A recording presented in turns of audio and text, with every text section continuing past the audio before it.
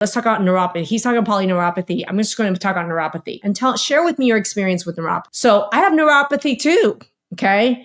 And this is a little bit of story time in me is that I have had multiple things, but chronic TMJ, transmandibular joint, for a very long time. I have also had multiple car accidents and have had 2 neck surgeries.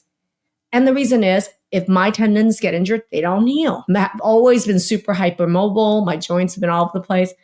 Anyway, carpal tunnel. I have also had carpal tunnel. A lot of people look at these like with the TMJ and think, which is what I did, went to the dentist, went to the maxillofacial MD, and I had lots of braces over a course of like 5 to 6 years. I had every brace you could imagine. I have intraoral massage, all this stuff, because it's musculoskeletal, like it's muscles and joint. It must be because I'm jaw clenching, right? My fault, all that.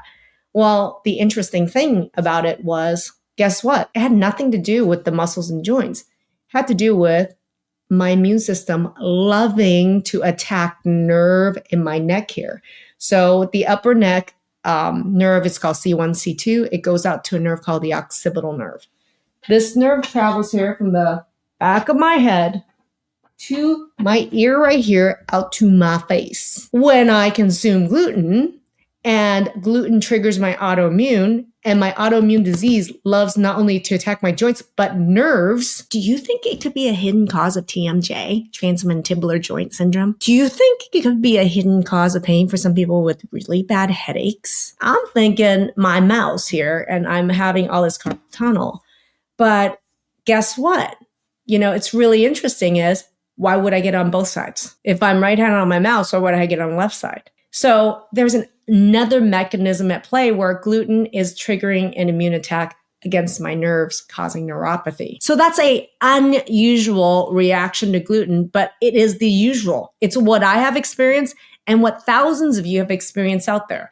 How many of you, based on what I said just about this nerves and neuropathy, are now getting a ding, ding, ding, ding, ding around gluten, right? And gluten as a super trigger of autoimmune attack, and thinking about, oh my gosh, could that be triggering my thyroid function and fluctuations? For someone with POTS, could it be triggering my heart rate going up and down and my blood pressure going up? This is what I see. And this is why I work with people on all sorts of conditions with which it's related not just to gluten, but maybe it's not gluten, but it's almond, right? People have tons of food sensitivities. It's just we're focusing on gluten today because I think it's very misunderstood. People used to think Chiari malformation was rare, but guess what? It's part of the genetics of a lot of people with autoimmune genes. It's not that rare. It's just doctors really haven't made those connections that I'm making with you today. So all of these things are actually linked with autoimmunity, and they were related to my food sensitivities, with which one of them was gluten. So I want to make that connection for all of you. And I want to be the first MD sitting up here to be able to tell you I had the same experiences and I've made the connection. I help people make those connections working with us in one of our programs. We have various programs on hormones and food mapping, for example. So for people with everybody with gluten intolerance, IBS, start with Digest-It. 1 with small meals, 2 with big meals, because all of you have certain and multiple steps in digestion that's broken. That's number 1, Digest-It. If you accidentally get exposed to gluten, this is the glutenator. I'm just telling you, this is the gluten eliminator, AllerGest. And it's the 4x4 rule. The moment you know that you're exposed to gluten, take 4 for 4 days. That's really important. And it's even the next day.